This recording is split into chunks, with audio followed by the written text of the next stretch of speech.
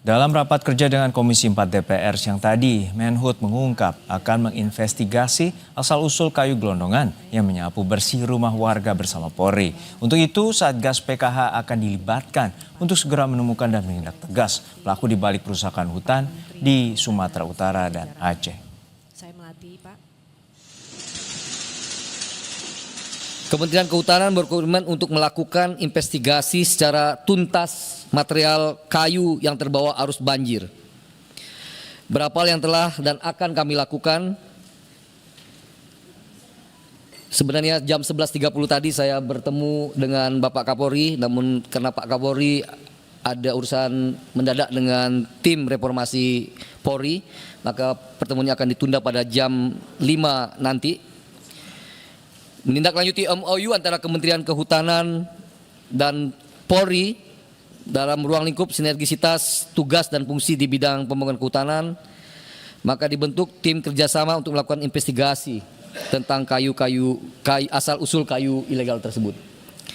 Dan tentu kemarin Pak Menko Pratikno beserta Pak Mensesnek dan Mensekap juga sudah menginstruksikan agar Satgas PKH bergerak. Jadi nanti MOU kami dengan Kepolisian Republik Indonesia ini akan diintegrasikan dengan PKH sekali lagi untuk segera mungkin membuktikan atau menemukan asal-usul kayu tersebut. Inilah kondisi wilayah di Batang Toru, Tapanuli Selatan yang diliput jurnalis Kompas TV pada Rabu kemarin. Hampir seluruh wilayah desa dipenuhi tumpukan kayu gelondongan yang terbawa banjir bandang pada akhir November lalu. Warga pun berjuang menyeberangi desa dengan menggunakan batang kayu yang melintang sebagai jembatan darurat.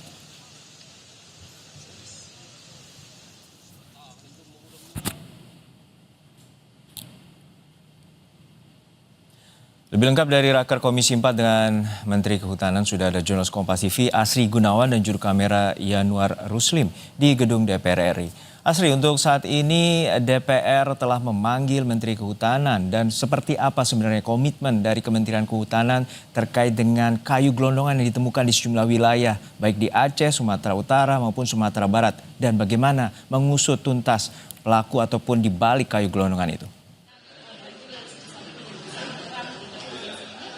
Ya, seperti yang sudah disampaikan oleh Menteri Kehutanan Raja Juli Antoni dalam rapat bersama dengan Komisi 4 DPR RI bahwa Kementerian Kehutanan telah membentuk tim investigasi gabungan bersama Barreskrim Polri sebagaimana MOU yang telah diteken antara Kementerian Kehutanan dengan Kapolri, yang nantinya tim ini akan turun langsung ke 3 lokasi terdampak banjir dan longsor terparah, yakni di Aceh, Sumatera Utara dan juga Sumatera Barat. Penyelidikan tidak hanya dilakukan untuk menelusuri atau menyelidiki soal kayu gelondongan di lokasi banjir, tetapi juga menelusuri dokumen peredaran kayu, izin tebangan, hingga potensi penyalahgunaan dokumen resmi seperti PHAT dan atau SIPUHH. Kemudian tim gabungan ini akan bekerja dengan metode forensik kehutanan, termasuk menelusuri titik awal kayu melalui polanya di hulu das atau daerah aliran sungai, kemudian mencocokkan jenis kayu dengan wilayah asal, dan memeriksa aktor perusahaan atau perorangan yang berpotensi terlibat.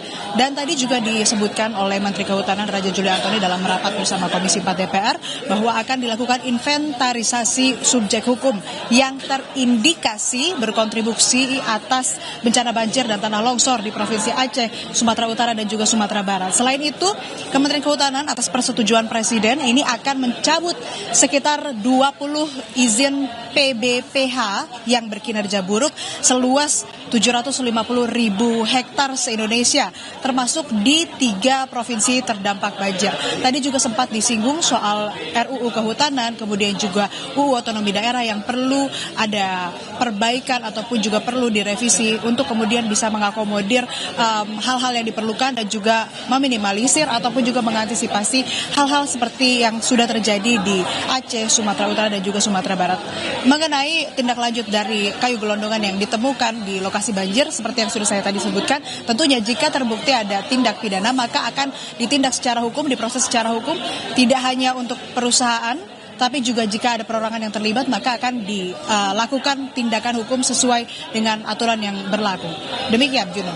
Ya, Sri, tadi Menteri Kehutanan Raja Juli Antoni mengungkap juga sejumlah data, terutama tren penurunan deforestasi dari 2024-2025. Lalu sebenarnya apa saja temuan terkait dengan kerusakan hutan di sana? Tentunya banjir bandang dan juga longsor ini telah terjadi di Sumatera. Sebetulnya ada beberapa temuan awal yang cukup menguatkan dugaan kerusakan ekosistem hulu berdasarkan yang disebutkan oleh Menteri Kehutanan Raja Juli Antoni. Kemenhub menyebut bahwa kerusakan hutan paling parah ini terjadi di daerah hulu sungai, terutama di Aceh bagian tengah dan sejumlah titik di Sumatera Utara serta Sumatera Barat. Dari laporan investigasi di lapangan, tercatat 152 batang kayu gelondongan ditemukan di Kabupaten Solok, Sumatera Barat, lengkap dengan 2 eskavator dan 1 bulldozer yang diduga digunakan untuk mengangkut kayu yang juga ini dilaporkan tadi dalam rapat bersama Komisi 4 DPR. Kemudian di Tapanuli Selatan, ada 87 batang kayu rimba campuran tanpa dokumen yang semuanya sudah disita dari 4 truk yang beroperasi tanpa izin sah. Kemudian temuan yang lebih besar juga terjadi di Aceh Tengah, di mana sekitar 86,6 meter kubik kayu ilegal ini sudah diamankan dari lokasi tebangan liar di luar kawasan yang memiliki izin. Temuan-temuan ini tentunya menunjukkan bahwa aktivitas pembalakan, kemudian penebangan di luar konsesi, kemudian pemanfaatan lahan yang tidak terkendali ini membuat wilayah hulu jauh lebih rentan dan dalam menghadapi curah hujan ekstrim seperti yang terjadi pekan lalu. Sehingga ketika curah hujan cukup tinggi, keadaan di hulu sungai ini tidak memadai atau tidak bisa menampung air, tentunya bencana ini akan terjadi sebagaimana yang telah terjadi di Aceh, Sumatera Utara dan juga Sumatera Barat. Sehingga itu temuan yang memang sudah ditemukan oleh Kementerian Kehutanan bersama dengan Polri begitu untuk kemudian nanti ditindaklanjuti.